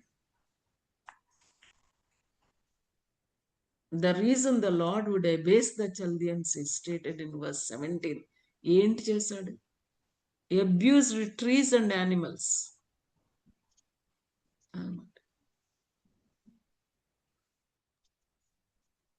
దేవుడు పట్టించుకుంటాడు. దేవుడు పట్టించుకునే దేవుడు. దేవుడు చూస్తున్న దేవుడు, మౌనంగా ఉండే దేవుడు కాదు, స్పందించే దేవుడు. అందుకే హబక్కూకి దేవుడు చెప్తా ఉన్నాడు అన్నమాట, వాట్ ఈస్ ద రీజన్ అని అంటే కనుక, your destruction of the animals will terrify you అంటున్నాడు. నువ్వు బెదిరించవే, అదే నిన్ను బెదిరిస్తుంది. నువ్వు తాగించవే, నువ్వు తాగింపబడతావు. మత్తులుగా చేసి మానాన్ని చూసావే, జరుగుతుంది. బలాత్కారం నువ్వు చేసింది నీ మీదకే వస్తుంది. నరహత్యను బట్టి, బలాత్కారాన్ని బట్టి ఇదంతా నీకు సంభవిస్తుంది. ఇదంతా నీకు సంభవిస్తుంది.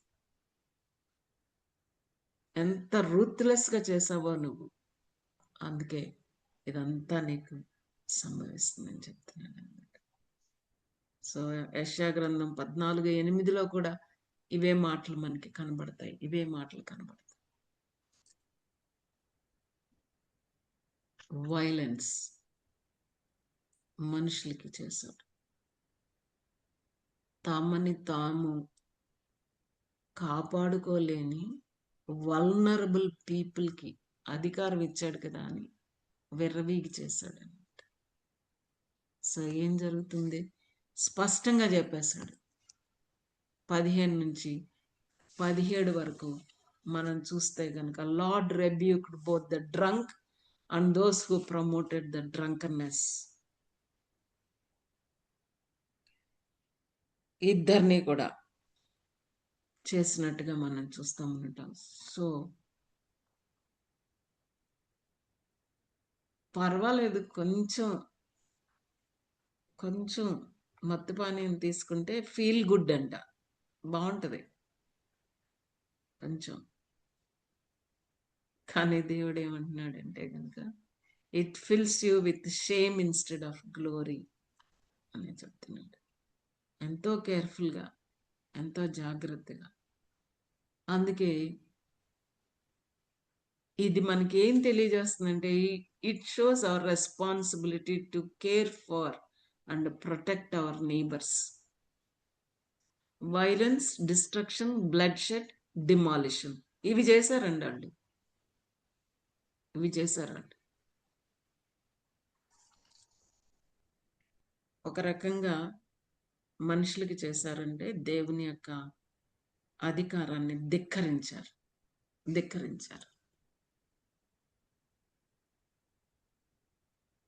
కాబట్టి మనం ఎట్లా అప్లై చేసుకుంటాం మన లైఫ్కి? ఇతరుల మీద మన ఇంపాక్ట్ ఎలా ఉంటుంది? ఏం చేస్తున్నాం మనం? What we do to our neighbours will be done to us అని అంటున్నాడు. What we do to our neighbours will be done to us. Neighbour అంటే అక్కడక్కడో మన ఇంటి పక్క వాళ్ళు, మన ఇంటి ఎదురోళ్ళు అనుకుంటాం. మన ఇంట్లో వాళ్ళే మనకు పొరుగు వాళ్ళని మనం అనుకోం అనమాట. మన ఇంట్లో వాళ్ళే, భర్తకు భార్య, భార్యకు భర్త, పొరుగుళ్ళే. నువ్వేం చేస్తావో నీకు అది జరుగుతుంది. Let's make choices that build not destroy. Babylon చేసిన పనులు మనం చేయొద్దు. Lift each other up. ఒకళ్ళనొకళ్ళం చెయ్యి తనిద్దాం, చేత్తో తోసేయొద్దు. వాక్ విత్ ఇంటిగ్రిటీ, యథార్థంగా, ఒకరితో ఒకళ్ళం యథార్థంగా. Choose what is right. Micah ద్వారా దేవుడు ఏమడిగాడు? ఏం కోరుకుంటున్నాను నేను? ఆఫ్టర్ ఆల్ ఇస్రాయల్, నీ దగ్గర నుంచి నేను ఏం కోరుకుంటున్నాను? ఏమన్నాడండి మీకాలు? నువ్వు ఎలా ప్రవర్తించాలని నేను కోరుకుంటున్నాను? ఏం చేయాలని? న్యాయంగా నువ్వు ఉండాలని, జస్టిస్ కోరుకుంటున్నాను. దేవుడు సోషల్ జస్టిస్కి కేర్ చేసే దేవుడు అన్నమాట. There should be social justice. Choose what is right. మేలైందే కదా నువ్వు చెయ్యాలని నేను కోరుకుంటున్నాను. నీతిని జరిగించాలని, న్యాయాన్ని జరిగించాలి, నీ దేవుణ్ణి ప్రేమించాలి. ఎందుకంటే నేనేం కోరుకుంటున్నాను? That's what. సో ఈ ఉదయకాల సమయంలో మనం shall we stand up for good and make a difference. నీతిని కోరుకుందాం, న్యాయాన్ని కోరుకుందాం, దేవుణ్ణి గౌరవించడాన్ని కోరుకుందాం. God is saying to Habakkuk, God cares, God watches, God judges. దేవుడు ఏమంటున్నాడంటే హబక్కుకు, నేను దేవుణ్ణి అదనమాట. అందుకే ఆ 20వ వచనంలో ఏమన్నాడంటే, యెహోవా తన పరిశుద్ధాలయంలో ఉన్నాడు, ఆయన సన్నిధిని లోకమంతయు మౌనంగా ఉండదు గాక. ఉన్నాడు ఆయన. మోషే అడిగితే ఉన్నాను అని చెప్పు. ఎక్కడున్నావు? ఏం చేస్తున్నావు? చూస్తున్నావా అసలు అనే ప్రశ్నలకి జవాబుగా దేవుడు ఏం చెప్తున్నాడు అని అంటే, అది చెప్తున్నాడు, his I is on the sparrow. His I is on the sparrow. ఎందుకు చింతపడతారు? ఎందుకు దిగులు పడతారు? వస్త్రాన్ని గురించి కానీ, ఆహారాన్ని గురించి కానీ, ఇవన్నీ మీకు కావాలని దేవుడికి తెలుసు. ఒక చిన్న పిచ్చుక అంటున్నాడు, పిచ్చుక జస్ట్ మనం పిచ్చుక అక్కడ మన ఇంట్లో పడిని తింటా ఉంటుంది. మన అడుగు శబ్దానికి బెదిరిపోయి పారిపోద్ది అనమాట. చిన్న అడుగు శబ్దానికి బెదిరిపోయి పారిపోద్ది. బెదిరింపులు, బబులోను బెదిరింపులు, పశువులు, పక్షులు బెదిరింపులు, పారిపోతుంది పాపం. అలాంటి అల్పమైన పక్షిని పట్టించుకునే దేవుడు. మత్తయి సువార్త 13వ అధ్యాయం 31వ వచనం మనకు తెలుసు. మీరు పిచ్చుకల కంటే శ్రేష్ఠులు అన్నాడు. కాదా? మేబీ మనం కూడా మన లైఫ్లో అలాంటి బలాత్కారానికి, అలాంటి అవమానానికి, అలాంటి ఎక్స్‌ప్లాయిటేషన్‌కి మనం గురైతే హబక్కూకుతో చెప్పిన దేవుడు మనతో చెప్తున్నాడు, మనల్ని ఎవరైతే అవమానపరిచారో వాళ్ళని దేవుడు అవమానపరుస్తాడు. మనం పూనుకొని అవసరం లేదు, మన చేతుల్లోకి తీసుకొని అవసరం లేదు. పంటికి పన్ను కంటికి కన్ను కాదు, మనం చేయ అవసరం లేదు. మన ఎట్టి పరిస్థితుల్లోనూ దేవుడు చేస్తానని చెప్తున్నాడు. Let's not take that in to our hands. అది మన చేతుల్లోకి తీసుకోవద్దు, దేవునికి వదిలిపెడితే. దేవుడు కొన్నిసార్లు మనం చెయ్యలేని పరిస్థితిలో ఉంటాం, అయినా బాధపడద్దు, దేవుడు చేస్తాడు. పిచ్చుకలను పట్టించుకునే దేవుడు. పిచ్చుకలు అంటే శ్రేష్టమైన వాళ్ళు. You are my daughter and you are my son, అదనమాట. అలాంటి గొప్ప దేవుడు ఆయన ఉన్నాడు. ఆయన ఆలయంలో ఆయన ఉన్నాడు. కాబట్టి what a God we serve. ఈ ఉదయకాల సమయంలో God cares for the sparrow. God cares for the sparrow. మన తల వెంట్రుకల్లో ఒక్కటి కూడా ఆయన అనుమతి లేకుండా రాలదంట. వెంట్రుకలన్నిటినీ కౌంట్ చేశాడంట. అసలు ఎవరన్నా కూర్చుని కౌంట్ చేయగలరా? ఈ వర్చువల్ ఫెలోషిప్ లో జాయిన్ అవుతున్న ప్రతి ఒక్కరి తల మీద ఉన్న వెంట్రుకలు ఎన్ని ఉన్నాయో ఒక్కళ్ళది కాదు, అన్నీ తెలుసు. నీ చింతలు తెలుసు, నీ భారాలు తెలుసు, నిన్ను ఎవరు బలాత్కారం చేస్తున్నారో తెలుసు, నిన్ను ఎవరు అవమానపరుస్తున్నారో తెలుసు, నీ ఘనతని ఎవరు అవమానంగా చేస్తున్నారో తెలుసు. Is a God who sees and he is a God who do the justice.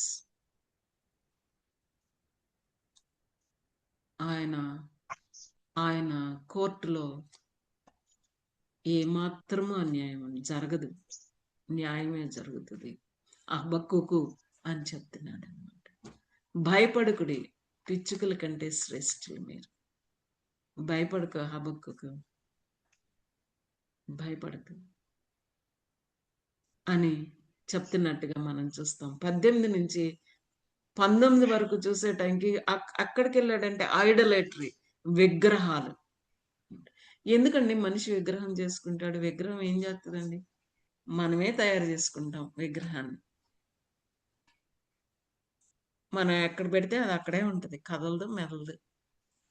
బొమ్మ, దానికి నోరు చక్కగా పెడతాం, కానీ నోట్లోంచి ఒక్క మాట కూడా రాదు. విగ్రహ పుష్టి నైవేద్య నష్టి అన్నారు అనమాట.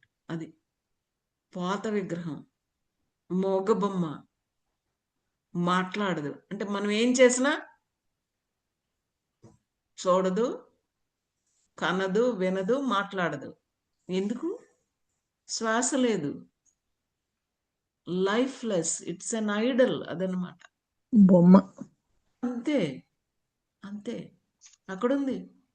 వాటికి పైకి మాత్రం వెండిపోత, బంగారు పోత, లోపల మాత్రం శ్వాసే లేదు, లైఫ్లెస్ విగ్రహాలు. చెక్కడపు పనివాడు విగ్రహం చెక్కడం వలన పనేంటి? ప్రయోజనం ఏంటి? ఏం ప్రయోజనం? ఎన్నిసార్లు అన్నాడు ఆ మాట? ప్రయోజనమేమి, ప్రయోజనమేమి, ప్రయోజనమేమి? What's the use? 3 సార్లు ఉందన్నమాట. అబద్ధములు బోధించు పోత విగ్రహములందు నమ్మిక ఎంచుట వలన ప్రయోజనమేమి? అంటే అబద్ధాలు.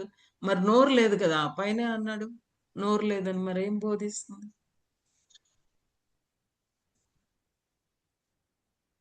ద డిసెప్షన్, విగ్రహాలు. అయితే మనం విగ్రహాలని, మనం మెటల్ విగ్రహాలు ఉండవు మన దగ్గర, మన పోత పోసిన విగ్రహాలు మన దగ్గర ఉండవు.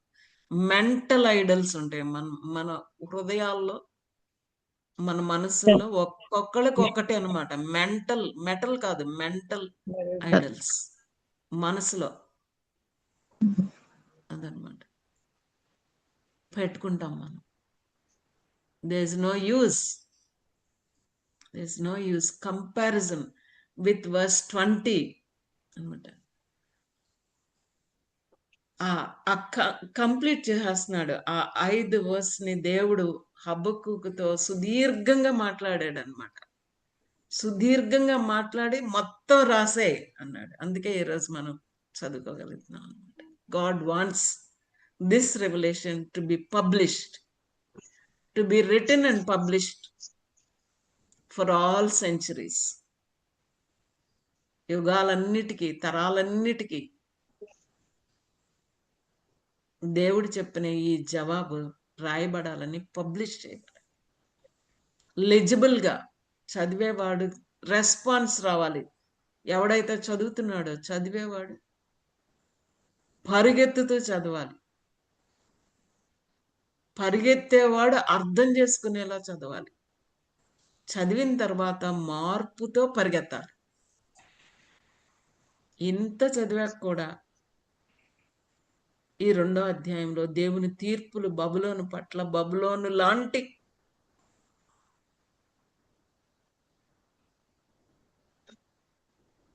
మనుషులు, బబులోను లాంటి మైండ్ సెట్, బబులోను లాంటి కార్యకలాపాలు చేసేవాళ్ళు మనలో, విశ్వాసుల్లో కూడా ఉండే పాసిబిలిటీ ఉంది. కాబట్టి దేవుడు ఏమంటున్నాడంటే, ఫైనలీ ఏం చెప్తున్నాడంటే, అయితే విగ్రహాలని కినును జీవము కలిగిన దేవునికి పోలిక చెప్తున్నాడు. కాంట్రాస్ట్. అయితే యెహోవా తన పరిశుద్ధాలయంలో ఉన్నాడు, ఆయన సన్నిధిని లోకమంతయు మౌనంగా ఉండాలి. First 2 verse 6 to 11 refer to gain by violence. Conclude చేస్తున్నాం. గెయిన్ బై వైలెన్స్, బలాత్కారంతో లాభాన్ని పొందారు. The second 2 12 to 17 rule by violence, rule by violence, బలాత్కారంతో ఏలారు. The last 2 in the oracle of Habakkuk speaks against the practice of idolatry. Idolatry అని చెప్తున్నాడు అనమాట.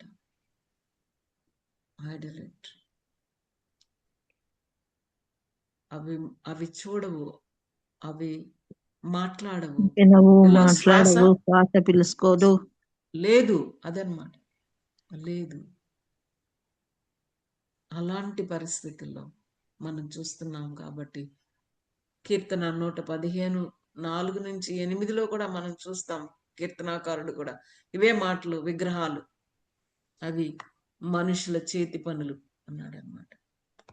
వాటికి నోరుంటాయి, పలకవు, కన్నులుంటాయి, చూపుతావు, చెవులుంటాయి, వినవు, ముక్కులుంటాయి, వాసన శ్వాస పిలుచుకోనదు.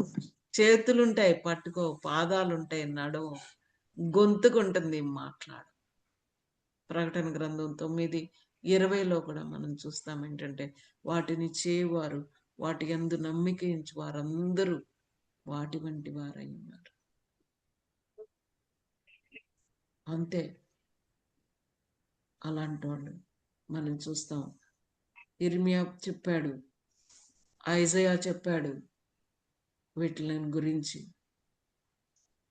కాబట్టి ఇక్కడ ఏం చేస్తున్నాడు అంటే, the profit removes the confidence of Babylon. నిర్భయంగా ఉందండి, నాకేంటని అనమాట. Confidence. boast of our gods and depend on them, but this will be in vain. ఏ మాత్రము కూడా మనం చూస్తామన్నమాట. సో 20వ వచనం మనం చదువుకుందాం ఒకసారి, మళ్ళా చదువుకుందాం.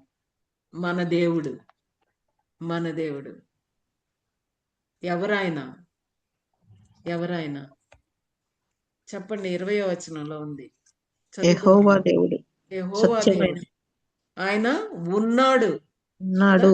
పరిశుద్ధాలయంలో ఆయన ఉన్నాడు. కాబట్టి మన రెస్పాన్స్ ఎలా ఉండాలి? What should be our response? అంటే ఒక రకంగా ఏమంటున్నాడంటే, కంప్లైంట్ చేస్తున్నావు హబక్కూకు, నువ్వు కూడా మౌనంగా మౌనం దాల్చింది. అయితే యెహోవా ఎందుకంటే నేను న్యాయం తీరుస్తాను. నేను న్యాయం తీరుస్తాను. నీతిని నువ్వు ఆవేదన లోకమంతయు ఆ, అవమానంగా మౌనంగా ఉండాలి. ఉండక లోకమంతా, ఆ లోకంలో బలత్కరింపబడిన మనుషులు, బలత్కారాన్ని చూసి నొచ్చుకుంటున్న విశ్వాసులు, బలత్కారం చేసే అహంకారులు అందరూ సన్నిధిని విర్రవీగాల్సిన వాళ్ళని యొక్క ఆ లోకమంతయు విర్రవీగుడిని అంతటినీ తీసేసేది. మౌనం పెట్టాడు. అవును, మౌనంగా ఉండాలి. ఎందుకంటే ఆయన పరిశుద్ధాలయంలో ఉన్నాడు. ఆయన సజీవుడు. ఆయన చూస్తాడు. కాంట్రాస్ట్ చూస్తే గనక ఆయన సజీవుడు, ఆయన చూస్తాడు, ఆయన వింటాడు,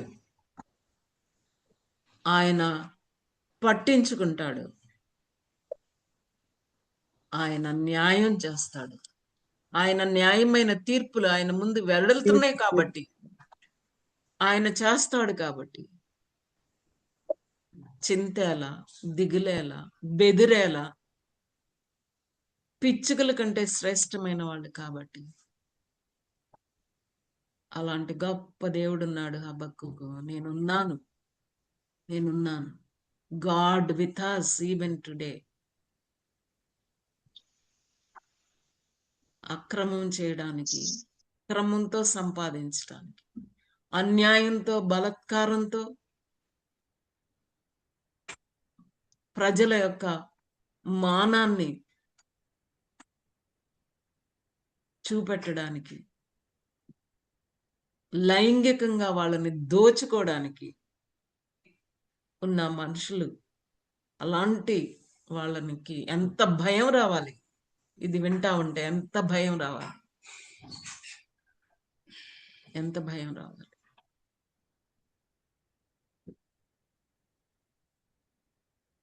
అట్టి దేవుడు నలిగిన వారి యొక్క పక్షాన న్యాయాన్ని తీర్చే దేవుడినయ్యా నేను. హబక్కూకు న్యాయాన్ని చేసే దేవుడు నేను. బెదిరించే వాళ్ళని,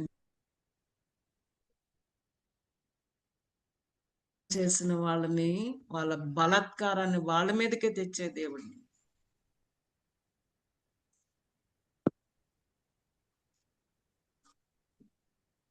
పరిశుద్ధాలయంలో ఉన్నాను నేను.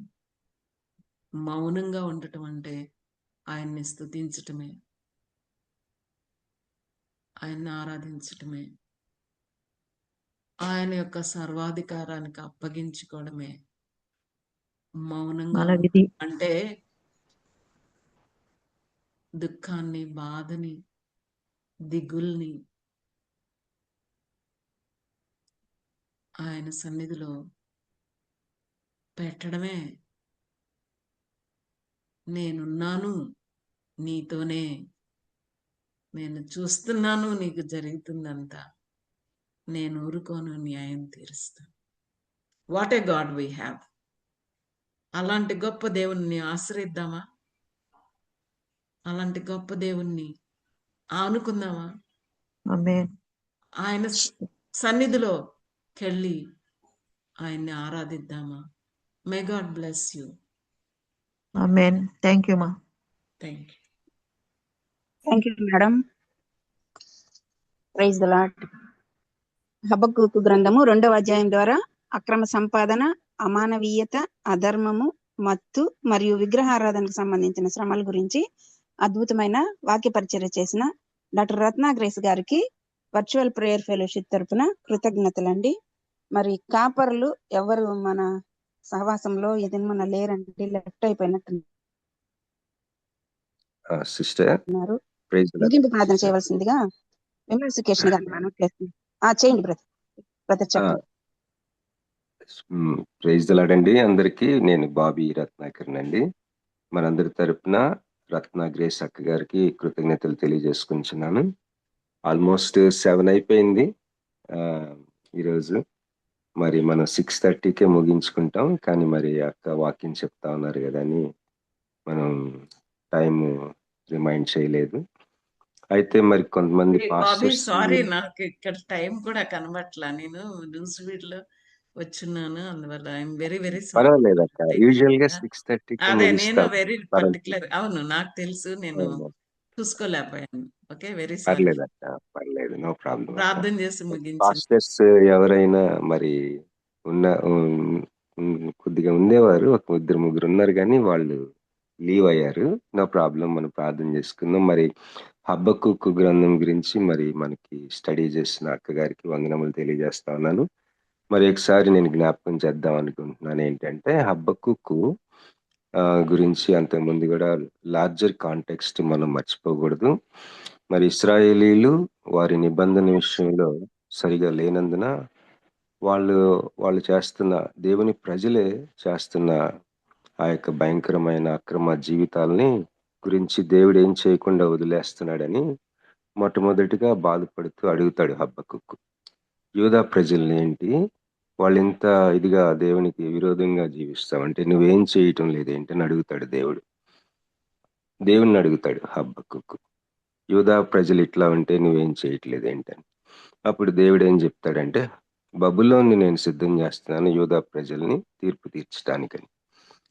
బబులోని ఇంకా చెడ్డ దేశం కదా, మరి నీ బిడ్డల్ని, వాళ్ళని తీర్పు తీర్చడానికి నీ బిడ్డల కంటే చెడ్డ దేశాన్ని వాడుకుంటావా అని అడిగినప్పుడు, బబులోన్ని కూడా నేను తీర్పు తీర్చాలనుకుంటున్నాను. ఇటు యూదా వాళ్ళని నేను తీర్పు తీరుస్తాను, బబులోన్ని కూడా తీర్పు తీరుస్తాను. కనుక 1వ అధ్యాయం 5వ వచనం చూసినట్లయితే, Habakkuk you look unto the nations అని చెప్తాడు. పైకి చూడు, ప్రపంచమంతా చూడు అని చెప్పి, ఇదే 2వ అధ్యాయం ఈరోజు అక్కగారు మనల్ని నడిపించిన 2వ అధ్యాయంలో 4వ వచనంలో ఉంటుంది, నీతిమంతుడి విశ్వాసం మూలంగా జీవిస్తాడని. ఈ విశ్వాసాన్ని మనం న్యూ టెస్టిమెంట్ రైటర్స్ డెవలప్ చేశారు ఈ టాపిక్ ని. అయితే దేవుడు తన ప్రజల్ని ఎలాగ జాగ్రత్తగా ఉంచుకుంటాడు, ప్రిజర్వ్ చేస్తాడు, ఎలాగ పరిశుద్ధపరుస్తాడు అన్నది ఒక మర్మం. ఇట్స్ ఎ మిస్టరీ హౌ దేవుడు తన విధానాలు మనందరినీ, ఆ రోజు యూదా ప్రజల్ని ప్రిజర్వ్ చేశాడు, ప్యూరిఫై చేశాడు. అది ఎలా చేస్తున్నాడు అన్నది ఒక మిస్టరీ. మరి సఫరింగ్ పీపుల్ ఏం చేయాలన్నమాట, విశ్వాసం కలిగి ఉండాలి. హబక్కూకు అదే చెప్తాడు, విశ్వాసం కలిగి ఉండు. మరి న్యూ టెస్ట్మెంట్ లో ఉన్న మనకి అర్థం కావు ప్రతిదీ దేవుని వేస్. అయితే అక్కడ బబులోను ఎంత దుర్మార్గమైన దేశం కదా. ఇప్పుడు చెప్పారు, బబులోను ప్రజలు వాళ్ళు మహాభయంకరులు ఆ రోజులు. వాళ్ళని నా ప్రజలైన యూదా ప్రజలు, నిజమే చెడ్డవారే నా యూదా ప్రజలు, కానీ అంతకంటే ఘోరమైన ప్రజల్ని వాడుకొని నా ప్రజల్ని తీర్పు తీరుస్తావా అని బాధపడతా ఉంటాడు హబక్కూకు. అయితే హబక్కూకు చెప్తాడు దేవుడు, బబులోన్ని నేను వదలను, ఏ విధంగా వాళ్ళని నేను తీర్పు తీరుస్తాను, ఈ అయ్యో అయ్యో శ్రమ అని చెప్పారు కదా, బబులోనికి దేవుడు ఏం చేయబోతున్నాడో హబక్కూకి బయలుపరుస్తాడు. కనుక అటు యూదా ప్రజల్ని, ఇటు బబులోని ప్రజల్ని, ఇద్దరిని తీర్పు తీరుస్తాడు. కానీ వీళ్ళల్లో బాధపడుతూ ఉన్న హబక్కూకు లాంటి వాళ్ళకి విశ్వాసం కలిగి ఉండమని చెప్తాడు. ఇలాంటి విశ్వాసమే మనం కూడా కలిగి ఉన్నాం. ఇక్కడ ఈ పుస్తకంలో మెయిన్ నీతిమంతుడి విశ్వాస మూలంగా జీవిస్తాడు అన్నమాట. కనుక మన విశ్వాసాన్ని మనం కాపాడుకుంటా ఉన్నాం. విశ్వాసం అనేది అనుగ్రహించబడింది. సో మేజర్ పాయింట్స్ మీద మనం దృష్టి పెడదాం. దేవునికి స్తోత్రం కలిగిన గాక. మరి మన మధ్యలో చివరి ప్రార్థన, ముగింపు ప్రార్థన చేయడానికి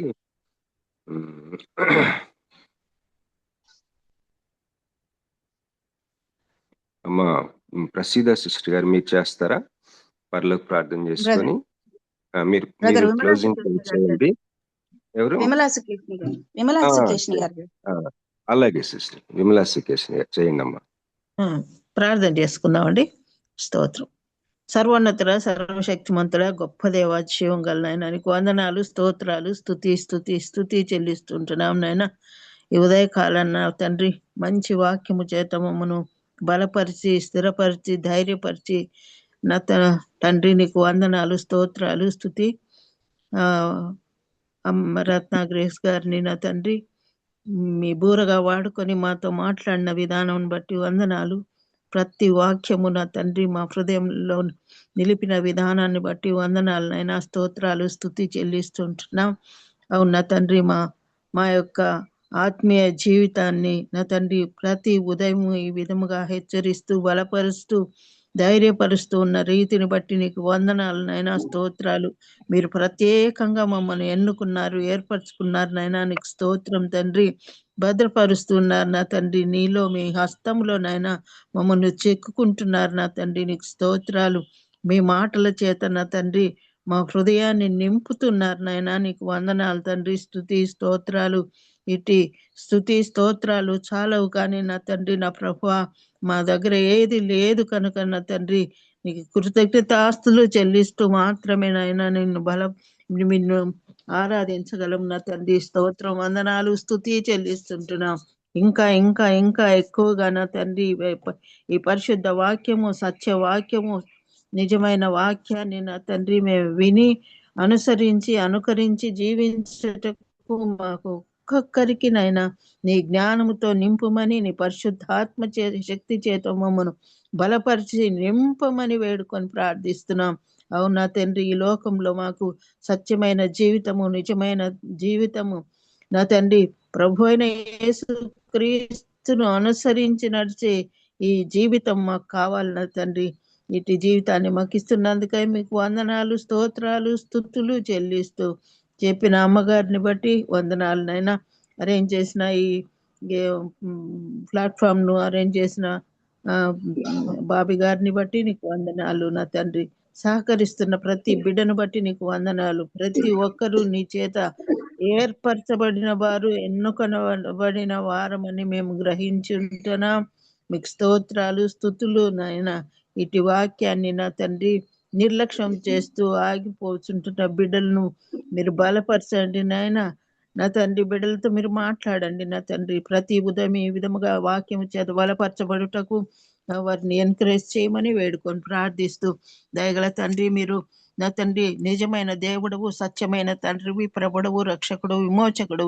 నిన్ను ఏ విధముగా మేము పూజించాలనో, ఎందుకు పూజించాలో మీరుండగా మాకు ఏ దిగులు, బాధ, వేదన, దుఃఖము లేదని గ్రహించి తెలుసుకొని నీ యందు నా తండ్రి మేము జ్ఞానం కలిగిన వారంగా, నీ జ్ఞానం కలిగి జీవించే వారంగా ఉంటున్నట్లు నీ కృపా సహాయం మాకందరికీ దయచేయండి.